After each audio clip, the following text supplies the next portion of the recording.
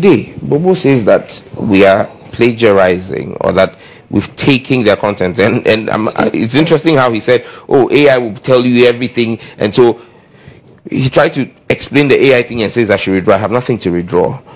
He doesn't talk about the plagiarism, because that he knows he can't even argue out.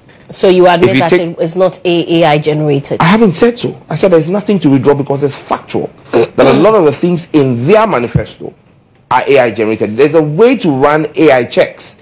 I play in that space because even for academic institutions, we've developed platforms that allow lecturers to now check the dissertations of their students, because students were beginning to use AI to run their dissertations. And so there are platforms that we now use to do academic evaluation of work that's generated, to see if it was generated by AI. There are markers that you're able to see. So I'm not just speaking off the top of my head. We've done that proper evaluation, not what they're talking about. Now let me come to the plagiarism and give you instances of plagiarism. On page 19 and 22 of their manifesto, they said they're going to train a million youth in digital skills. On page 19 and 22 of their manifesto. And since he's not giving you their manifesto, I'm going to give you things in there and show you why they are stealing items from the NDC.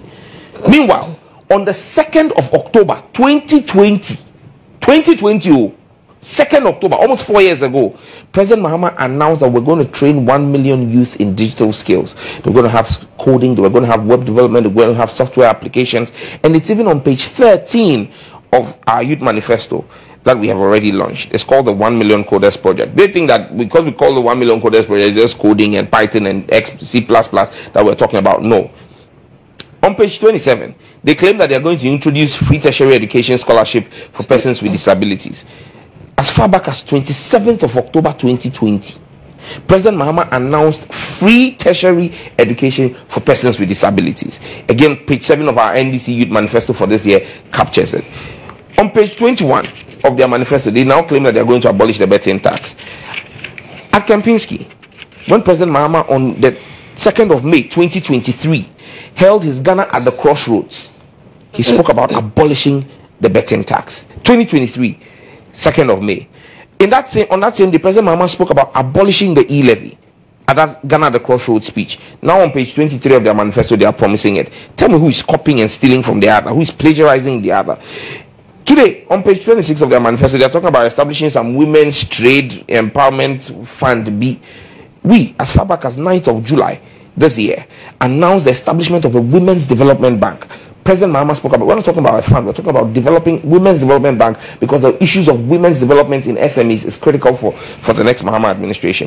They now talk on page 20 of setting up a fintech development fund, after President Mahama had announced it on the 15th of March 2024 that we're going to set up a $50 million fintech development fund. And I chaired the NDC's subcommittee on ICT, digital economy and technology, and I know what plan and thought went into that. We're talking about building regulatory sandboxes for the fintech industry and growing that space. It's not the quick loot and share schemes that we see going on under this government that we have exposed repeatedly. But then they just come and plagiarize this. On page 28, they say they're going to cap ministers at 50. And I'm like, I mean, Bawumia is part of a government that had 122 ministers at a point in time. He never spoke out against it. He never said anything was wrong with it. As soon as President Mahama has announced that we're going to reduce the number of ministers drastically, as far back as 3rd of March 2023, now Bawumia finds it experience let me ask you something on that. And I can go on and on. There are several of that. You're part of a party. Yes. When the NDC was in government, you had an appointment, yes, right? Did you ever come out to speak about the things that you disagreed with the party? And yesterday, a question was posed to him that, did he ever disagree with anything that was done in his government? And he made a point that collectively, when they sit at cabinet and make a decision, whoever opposes to it, at the end of the day, when a decision is made, a decision is made. You didn't expect the vice president to come out and tell you that the size of government is too big, did you?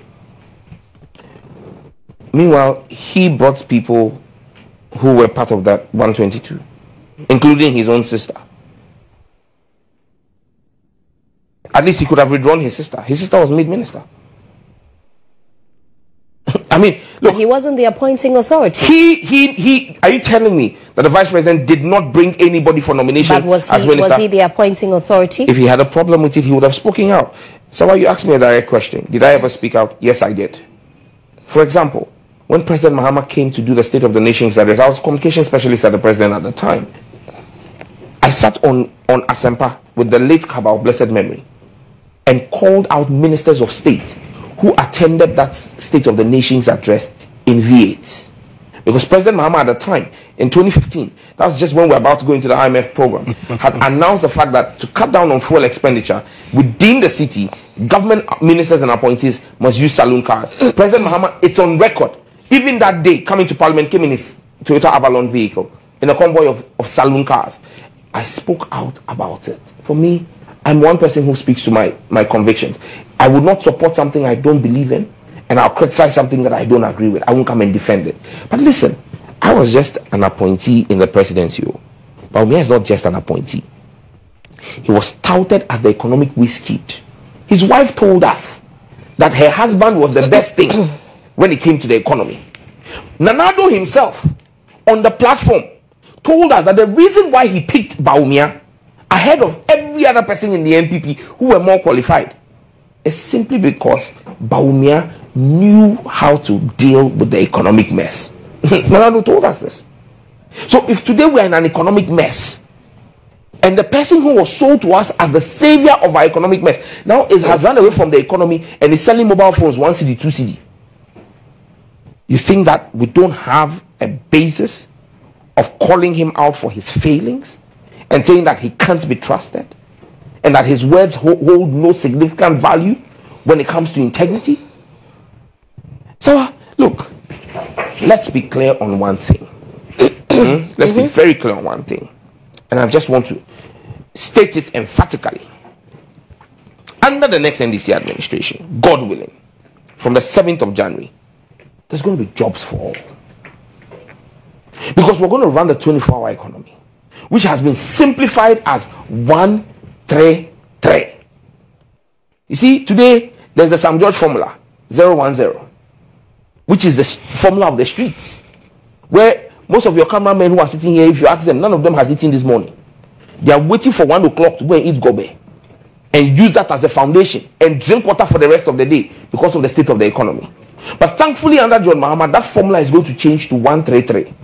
1 job, 3 shifts, 3 people.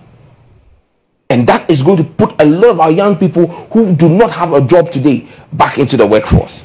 We're going to set up the Women's Development Bank. That's going to give non-collateralized loans to our women. And you see, people say, oh, what difference can it make? APSA today is running non-collateralized loan facilities or loan facilities for our market women at lower than bank interest. Why? Because there's private capital from the Mastercard Foundation backing it. Now imagine when the weight of government is put behind such an initiative, the kinds of funding you can attract to support our women, because our women are really the drivers of our economy. When it comes to the SME space, the women are the ones who drive the economy in that space, but the women don't have the commanding levers of the economy of our country, and we need to empower them. The National Apprenticeship Program, we put 1 million people in training and set them up, young people with skills that they will be self-earning and entrepreneurial on their own. A Jumarura program will put again over 100,000 young people back to work. And this is something that came from my committee, and I'm very proud of the Digital Jobs Initiative. It's a bold $3 billion, and I'm excited. When I saw it in the manifesto and when it was approved by His Excellency, I said to him, I walked up to him and said, Your Excellency, thank you for believing in the young people of our country. I'm a young man myself, and that's what drove my committee to come up with this policy, the Digital Jobs Initiative, where we're going to put 300,000 young Ghanaians in partnership with the private sector under a $3 billion project over 4 years to work again in our country. We're going to do this using the 1 million coders program. We're going to do this using the regional digital centers, which we're going to do. We set up the Accra Digital Center in conjunction with the Rockefeller Foundation. Look, the Rockefeller Foundation gave us $10 million. Omani Bawumia, Honorable, was the minister at the time. $10 million. We set up the Accra Digital Center. The Accra Digital Center is employing over 10,000 people. Simple, $10 million. Meanwhile, they've used $58 million to build a hole. If we had that $58 million with $2 million in addition, we would have built 6 more regional ICT centers. That would have been at least another 60,000 young Ghanaians put to work. We're going to have the $50 million FinTech Growth Fund, which is Ghana's own commitment. And I can assure you that we're going to attract funding from multilaterals to boost that FinTech ecosystem fund to even in excess of $200 million to make sure that our fintech regulatory space is going to work. That the zonal ICT parks for me are a game changer. So, well, you know what the zonal ICT parks are going to do for young people in our country? Look, you know that today, and Bobo does travel just like myself. If you were, but I know that we try to be very responsible when we travel, so we won't drive and get speeding tickets. But if you were to get a speeding ticket in New York, the New York Police Department issues speeding tickets through its officers on the streets. You know that when the officer punches his device in New York, the back end is processed here in Ghana, thanks to a company that is working from our business process outsourcing that John Mahama built. That's what we are doing. And that's what we're going to do to make Ghana the ICT hub for Africa in artificial intelligence, large language model learning, large language learning models. We're going to do the same in data forensics, cybersecurity, and data protection. Look, Ghana your time is up, being set back to work again under the Jumara project. And the last one is the upgrade for jobs. Upgrade for jobs. Upgrade for jobs. Because I have a question on your 24-hour economy. It's critical. Because Agri for Jobs is going to make us feed our country again. We're going to feed Ghana again. And you're going to have our schools start that process that we had previously. I when Bobo went to school. Yeah? If I'm sleeping right? I went to Adesado. Adisco. You had school farms. The school farms took care of a large chunk of the school students' needs. No. It did. That's zero. It did. It was for great practicals. But at the end of the day, for your school. It was a great practicals that we used to use as school. Many people who went to school know that the school farms took care of the school. So what did you attend? Did you have the school farm there that was feeding the school? Is that what you're bringing back? I didn't go to school. And you cite it as an example. Unfortunately for me, I didn't go to school. Which school do you know that? I know of a fancy people are gospels, but none of them had farms that were feeding the school. What you're bringing back? It's one of the things we're doing to make sure that we deal with the poor. You know, our children in free under the free SHS. Today, the food they get is worse than what our prisoners get.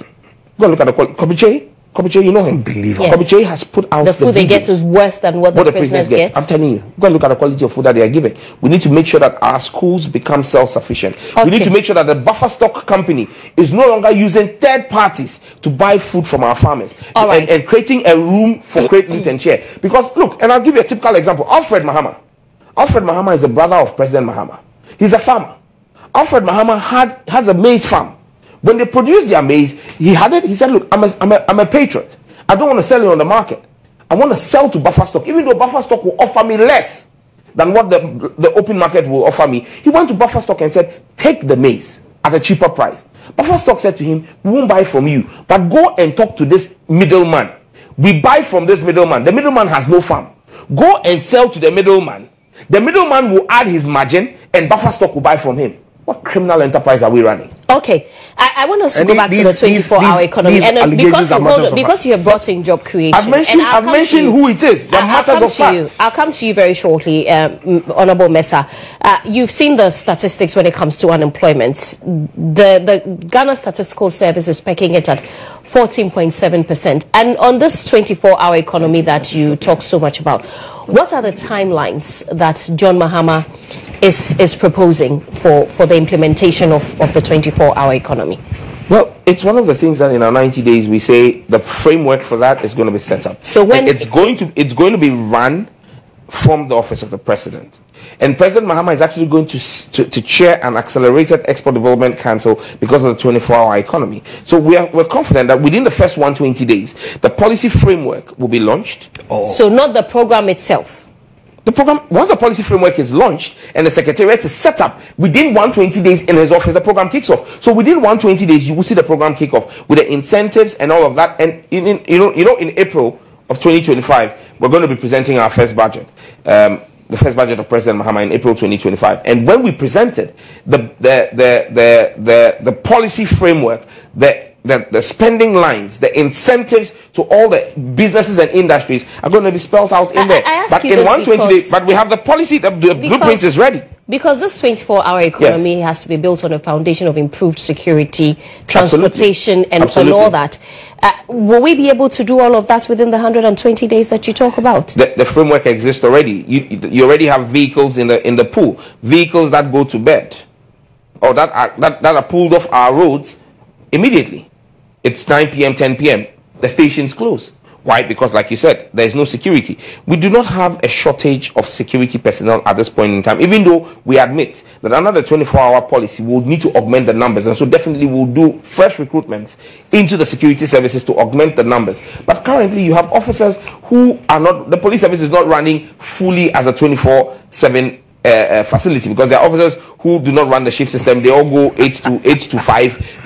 You go there are places you go, and at 5 o'clock they tell you that the crime officer is no longer there, he's closed. But if you began to run your 1-3-3 within the police service and make sure that you increase the visibility, and that's not taking anything away from police visibility that we see today, but if we did an augmentation of the current existing police visibility with new recruitment, you'll see those numbers increase. And once the factories begin to produce, and you see, Sawa, for example, how do you get a factory that closes at 5 o'clock but has the capacity to run 24 hours to produce? It's simply by the budget saying that right now we're giving you off-peak tariffs.